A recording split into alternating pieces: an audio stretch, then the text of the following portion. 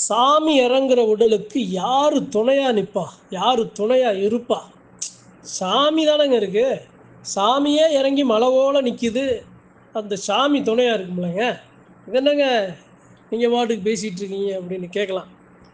அந்த இறங்குற சாமிக்கும் அந்த சாமியை சுமக்கிற சாமியாடிக்கும் இடையில நடக்கிற அந்த தடங்கள், அந்த மரிப்பு, அந்த கட்டு, அந்த தீய வினைகள், அப்ப யாருங்க துணை? என் சாமி இருக்கு மலை போல என்கிட்ட. என் சாமி என்னை காத்து நிக்குது. சத்தியமான உண்மை. ஆனா அந்த சாமி என்கிட்ட பேசக்கூடாது அப்படின்னு அந்த சாமிக்கும் எனக்கும் இடையில ஏற்படும் மரிப்பு அந்த இடத்துல யாரு துணையா நிப்பா?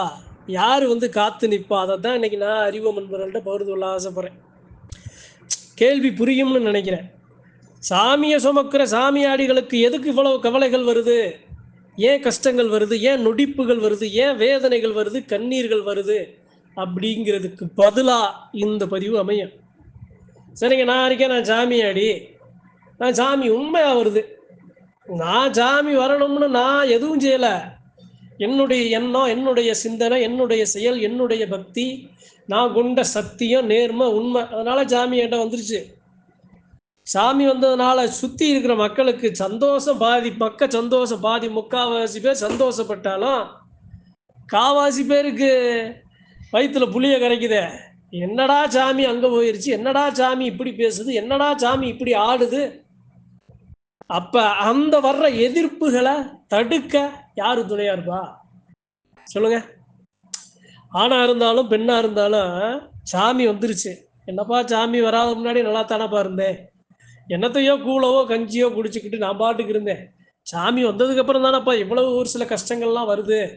காரணம் ஏன்? என்ன காரணம்னா, சாமி வந்துச்சுன்னா கோடீஸ்வரனாக்கும் லட்சாதிபதியாக்கும், நல்லா செல்வங்களை, நல்லா நல்ல வளங்களை கொடுக்கும், நல்லா மகிழ்ச்சியா வச்சுக்கிறோமே. நீங்க என்னங்க அதுக்கு மாறா சொல்றீங்க? நீங்க சொல்றது பொய் அப்படின்னு ஒரு சில பேர் சொல்லலாம். அவர்களுக்கு இந்த பதிவு அல்ல. சாமி உண்மையா சுமக்கிற அவர்களுக்கு அவர்கள் படுற கஷ்டங்களுக்கு, அந்த தெய்வத்துக்கு ஏற்படுகிற கஷ்டங்களுக்கு, அந்த சாமியை சுமக்கிற அவர்கள் தேகத்துக்கு ஏற்படுகிற கஷ்டங்களுக்கு யாரு துணையா நிற்பா? அவங்களுக்கு 1000 கேள்வி இருக்கு மனசுல. எது மாதிரியான கேள்வி இருக்கும்? என்னப்பா நல்லா இருக்கேன், திடீர்னு ஒரு பிரச்சனை வருது, திடீர்னு ஒரு மனக்குழப்பம் வருது, திடீர்னு ஒரு மனச்சங்கடம் வருது, திடீர்னு ஒரு சில மன பிதற்றல் வருது. எங்க இருந்து வருது? ஏது இருந்து வருது? யாரு செய்யறா? எங்க செய்யறா? என்ன செய்யறா? அந்த கேள்விகளுக்கு பதில் சரி. சாமிய வந்த காலத்துல இருந்து சாமி நல்லா ஆடி ஊக்கமா நின்னதுக்கு அப்புறம் என்னன்னே தெரியல, கண்ணுக்கு தெரியாம இவ்வளவு ஒரு சில சோதனைகள் வருதே. ஏன்? எதுக்கு? இந்த தேகத்தை சரியா நிலைப்படுத்த முடியலையே, இந்த தேகத்தை சரியா கொண்டு செலுத்த முடியலையே, இந்த தேகத்துல உன்னைய நல்லா நினைக்க முடியலையே, வணங்க முடியலையே. எதுக்கப்பா? ஏப்பா?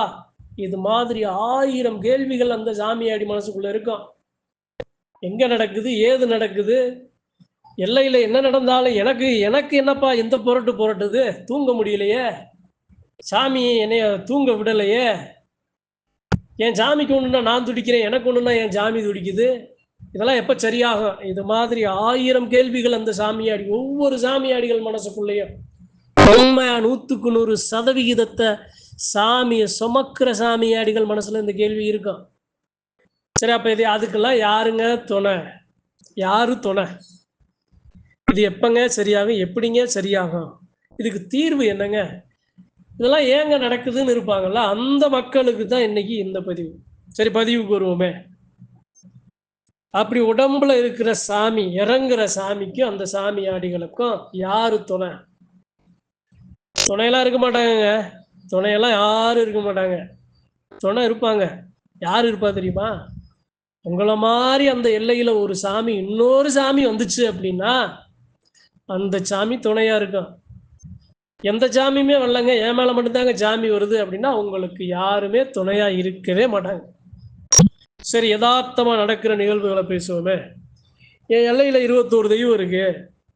21 தெய்வத்துல என் மேல சாமி வந்துருச்சு. என் அண்ணன் தம்பி மேலெல்லாம் சாமி வந்திருக்கு. எல்லார் மேலேயும் சாமி வந்திருக்கு.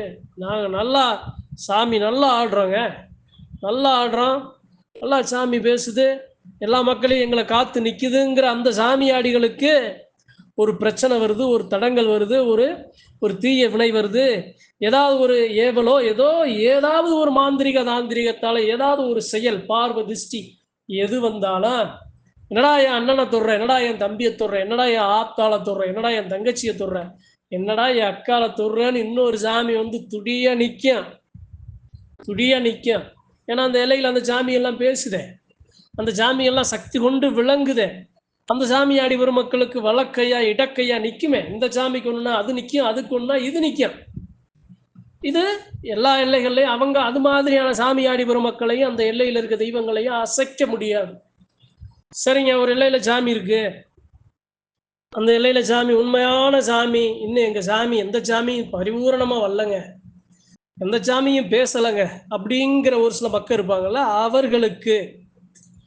அவர்களுக்கு யாரு துணை அப்படின்னா, அவர்களுக்கு ஒரே ஒரு துணை தான், ஒரே ஒரு துணை, உங்க மேல வர்ற சாமி தான். உங்க மேல வர்ற சாமிக்கும் உங்களுக்கும் எது நடந்தாலும் உங்க மேல வர்றதுக்கு நீங்க அனுபவிக்கணும், அந்த சாமி மேல வர்றதுக்கு அந்த சாமி அனுபவிக்கணும், வேற வழி கிடையாது. இப்ப நான் இருக்கேன், என் சாமி இருக்கு, உண்மையா என் சாமி மிதிக்குது, என்னைய தொடுது, என் மேல வருது, பரிபூரணமா வருது, வேற யாரு வரல அப்படின்னா எனக்கு துணை யாரு?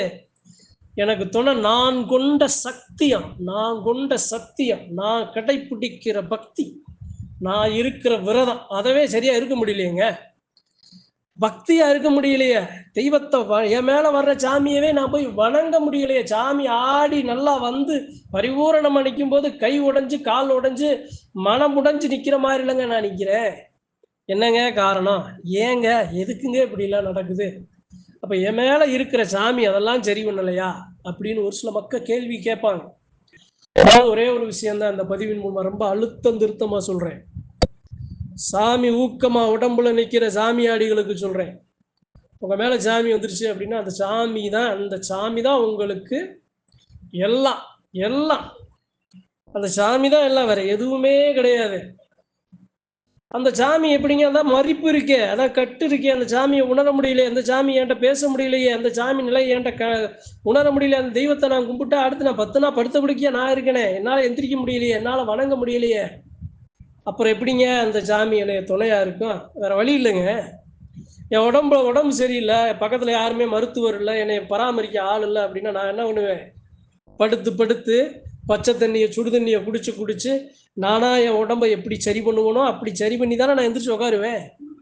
அதே மாதிரிதான் என் சாமியும் செய்யும். அதே நிலைதான் அது போன்ற அந்த சாமியாடி வரும் மக்களுக்கு. சரிங்க, அப்ப எந்த அளவு அது அது அது அது கஷ்டம்தான். உங்க உடல் சரியாக கஷ்டம்தான். 4 எடுக்கும், ஒரு நாளைக்கு 3 நாள் எடுக்கும், 5 நாள் எடுக்கும், ஆனா அது சரியாகும்ல. அதே அந்த சாமிக்கும் அந்த சாமியும் அதை சரி பண்ணும்ல. அப்ப இது மாதிரி யாருமே இல்லாமல் தனியாய் தவித்து விடப்பட்ட அந்த சாமியாடி வரும் மக்கள் நீங்கள் சுயம்பு மாதிரி, யாரையும் சார்ந்திருக்க முடியாது, யாரும் உங்களுக்கு உதவியும் செய்ய முடியாது. உங்களை நீங்க தான் செதுக்கணும், உங்களை நீங்க தான் வழிமுறைப்படுத்தணும், உங்களை நீங்க தான் உங்களுடைய பழக்க வழக்கங்களை, எண்ணங்களை, சிந்தனைகளை மாற்றணும். உங்களை நீங்க தான் சரி பண்ண முடியும், வேற யாராலையும் சரி பண்ண முடியாது. ஏன் அப்படின்னா உங்க மேல அழகா சிறந்த சக்தி நிக்குதே, அந்த சக்தி எல்லாத்தையும் வழி நடத்துமே. அந்த சக்திக்கே ஒண்ணு அப்படின்னா, என் தாய் இருக்கா, என் தாய் என் பிள்ளைய பாக்குறா அப்படின்னா, என் தாய்க்கு ஒண்ணு அப்படின்னா, என் தாய் நல்லா இருந்தா தான் என் பிள்ளைகளை பார்க்க முடியும். அந்த தாய் உங்க மேல நிக்கிறாளே, அப்ப அதை நீங்க தானே அந்த உங்க மேல இருக்க தாய் தானே சரி பண்ணணும். நிறைய விஷயங்கள் இருக்குங்க, நிறைய விஷயங்கள் இருக்கு. தெய்வத்தை எப்படி சொல்றது அப்படின்னா, நமக்கு கண்ணுக்கு தெரியாத எவ்வளவோ தீய வினைகள் தெய்வத்தை சுமக்கிற சாமியை சாடுற மாதிரி அந்த சாமியாடி தேகங்களை சாடும். வீசுற காத்துல இருந்து, உண்ணுற உணவுல இருந்து, நாம பார்க்கிற பழகிற இடங்கள்ல இருந்து, எல்லா பக்கங்கள்ல இருந்து, நம்மளை பற்றி தெரிஞ்சவங்களுக்கும் தெரியாதவங்களுக்கும் எல்லா பக்கம் இருந்து நமக்கு ஒரு சில அம்புகள் நம்ம மேல பாயப்படும், ஏயப்படும். இப்ப அப்படி இருக்கிற நீங்கள் அந்த சுயம்பு மாதிரி நீங்கள் இருந்தால் மட்டுமே உங்க மேல வர்ற சாமிய அந்த சாமி உங்களுக்கும் அந்த சாமிக்கும் சரி பண்ணி வர முடியுமே தவிர துணையா நிக்கிறதுக்கு யாரும் இல்லை. துணை உங்களுக்கு துணை சத்தியம், உண்மை, நீதி, நேர்மை. முடியலையே முடியலையே, என்ன பண்ண? நீங்க சொல்றதெல்லாம் சரிதாங்க, கேட்க நல்லா இருக்குங்க. ஆனா யதார்த்தத்துல சாத்தியம் இல்லையேங்க. என் மேல வந்த சாமி, நான் சாமியாடி தாங்க. ஆனா சாமியாடி மாதிரி நான் இல்லைங்க. என்னை சுத்தி நிறைய நரகல்களும், என்னை சுத்தி நிறைய எதிர்மறை சக்திகளும், என்னை சுத்தி நிறைய தீய வழக்கங்களும், என்னை சுத்தி நிறைய அசுத்தமான விஷயங்கள் நடக்கிறதுனாலயே என் மேல வர்ற சாமியை நான் உணர முடியல. அதனாலயே ஏண்டா சாமி வந்துச்சு, ஏண்டா சாமி நின்றுச்சு, அந்த சாமிக்கு நாம சரியா இல்லையேன்னு குற்ற உணர்ச்சி நாளுக்கு நாள் இருக்கு. அதுல இருந்து மீண்டு வர முடியலைங்க. நினைச்சாலும் வர முடியல. இன்னைக்கு நினைக்கிறேன் 2 நாள் நல்லா இருக்கேன், 3வது நாள் மறுபடியும் பழைய நிலைக்கு போயிடுறேன். அதுல இருந்து என்னால சரி பண்ண முடியலையே அப்படின்னு வேதனையில இருக்கிற பெருமக்களுக்கு சொல்றேன். கவலைப்படாதீங்க, கவலையே படாதீங்க.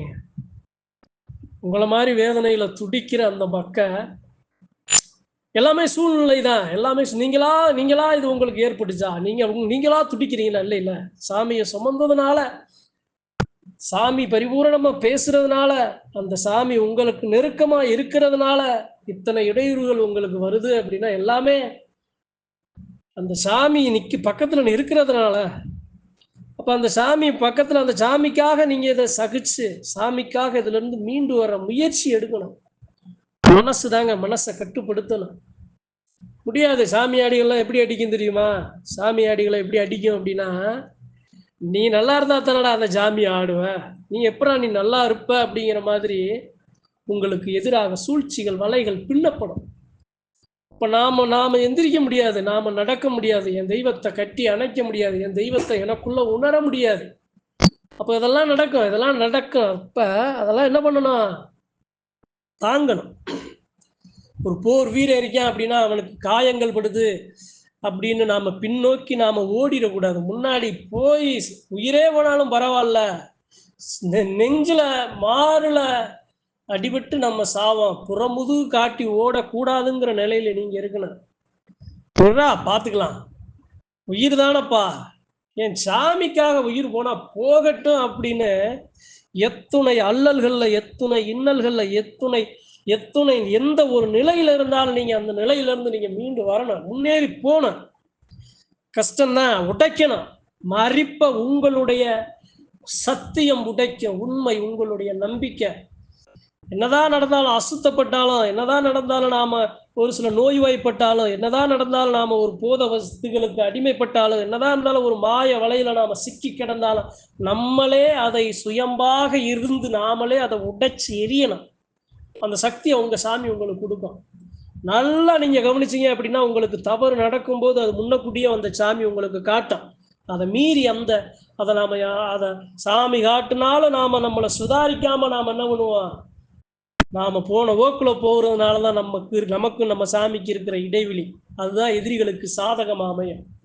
அதனால அந்த பதிவின் மூலமா சொல்றேன், சாமியாடி பெருமக்களுக்கு சொல்றேன், உங்களுக்கு துணை நீங்க தான். உங்களுடைய எண்ணம், உங்களுடைய மனம், உங்களுடைய ஆற்றல், உங்களுடைய சக்தி, உங்களுடைய பலம், உங்களுடைய அழகான உண்மையான சத்தியமான வழி, நீங்கள் ஆற்ற பந்த பாசம், நீங்க இருக்கிற தெய்வத்தை மலவோல நம்புற அந்த நம்பிக்கை தான். வேற யாரும் துணைக்கெல்லாம் வரமாட்டாங்க.